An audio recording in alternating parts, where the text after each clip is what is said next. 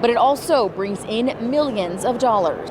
Adventure Day at the Sparks Marina is all about exploring the outdoors, and equipment like this adaptive bike right here. It was just 30 minutes after lifts opened at 9:30 when that avalanche occurred. With lots of ground still left to cover, the family is not giving up. The Justice Department will reclassify the drug as less dangerous, getting ready to evacuate at any given moment. However, by the looks of the flames and smoke behind me, that moment may be coming sooner rather than later.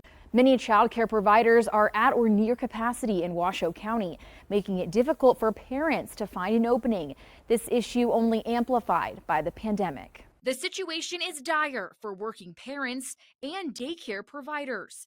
At one point, I had 15 kids in a waiting list. There is really currently not a lot of home providers unlike before. The Boys and Girls Club of Truckee Meadows says dozens of parents lost their child care providers during the pandemic. And nearly 3 years later, things are still tight. But there isn't enough care. We constantly are getting calls on the club side and on the early childhood side for kids that need care that we can't provide for because we don't either have enough staff or enough room. According to Washoe County Human Services, in 2010, the number of licensed at-home child care and child care centers was 312. That number plummeted to below 200 during the pandemic. It's now slowly creeping back up, but Washoe County is still coming up short. But it's something that we continue to really try to build up capacity in our community, because although we're at those same capacity numbers as 2010, our population has grown probably 15%. Staffing is the single biggest expense for providers in order to meet the mandated staff-to-child ratios, and that cost means childcare prices go up. In a 2022 Children's Cabinet report, Nevada is cited as the 4th least affordable state for infant care in licensed family child care and the 8th least affordable in licensed centers in the nation.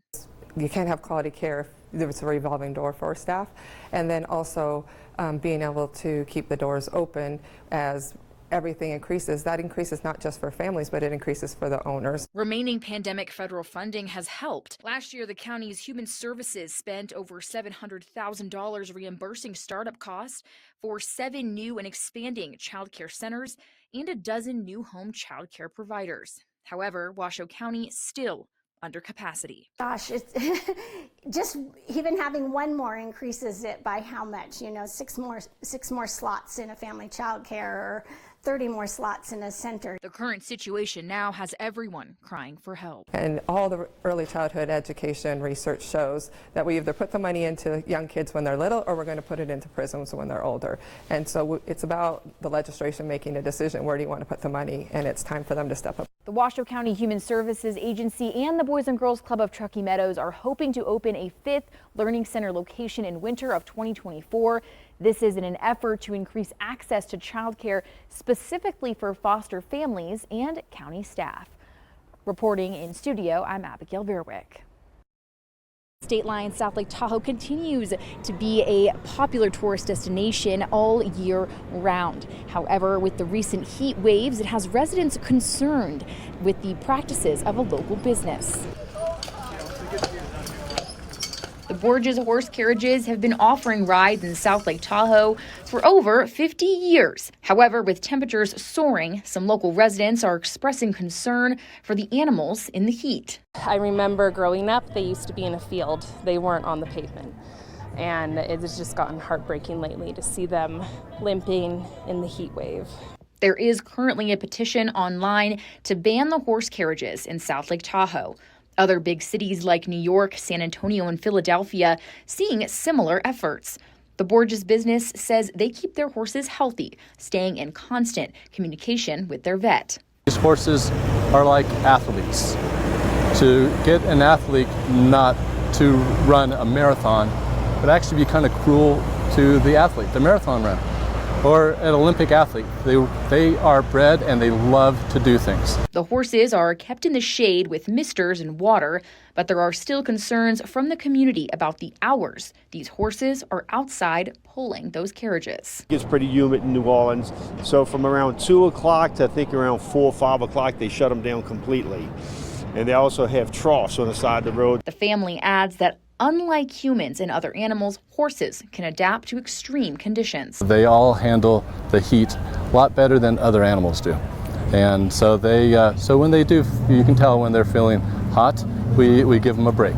And we give them water. After every ride, we offer them some water. Sometimes they take a drink, sometimes they don't. Those behind the push for change say they don't want to get rid of the beloved carriage rides entirely, but they're asking to change the working conditions during the warmer months. Maybe the electric carriages are better, and maybe the horses could be out on the trails. And yeah, there's, like I said, I think someone riding on a horse out on a trail, like, to me, that's Tahoe. On a social media post in May, the South Lake Tahoe mayor said that they would look into the working conditions of the horses out in the heat. But when we reached out, the mayor's office said she had no comment. Reporting in State Line, Abigail Verwick, News 4, on your side. It's no easy job. It was a big stress that I was worried about. Was I going to be able to make it work financially? Was I going to be able to keep my house? Local restaurants are aiming to reshape the food industry to allow employees to not just make money, but make a living. A task seemingly impossible amid the increased cost of rent, groceries, and other necessities. I think the industry really used to look at these jobs as a stepping stone. It gave me a good perspective about that. It doesn't have to be that way. It's part of why entrepreneur Aubrey Olasky and her husband Tyler started their businesses in Reno. We're both told in culinary school that we would never be able to succeed, make money, have time off, have a family. We both together, when we met, knew that we wanted to go against all the odds and create a life for ourselves. According to the Bureau of Labor Statistics, overall consumer prices in the West have risen 32.2%, while food at home rose 32.4%, and rent of primary home rose 58.8%. Economic experts add that 3/4 of food service workers are adults over the age of 19 trying to make a living. The average base salary for restaurant staff is $15.17 an hour. That's almost $2 more than Nevada's minimum wage. Groceries cost, even if you're frugal, maybe $300 a month. Rent for a one-bedroom apartment in the Reno area is maybe $1,300, $1,400 a month. If you want to work and you've got an infant, that might cost you $850, $900 on average per month. And then if you want to have child care, that might still cost you $700 a month almost on average.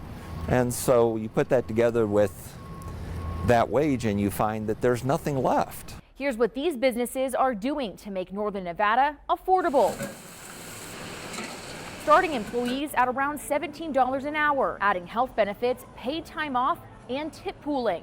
Always established having holidays off, livable wages, fair pay, benefits as well, and even having as much as a home-cooked meal every day that they worked. With more than 70% of Perrin and Cleo's staff working full-time 40 hours a week, employees say it's a necessary change. I'm really proud to say that I work somewhere that supports me, and so far things are going well. Owners add that it also keeps staff longer. 100% of the people we hire have come from somewhere else, right?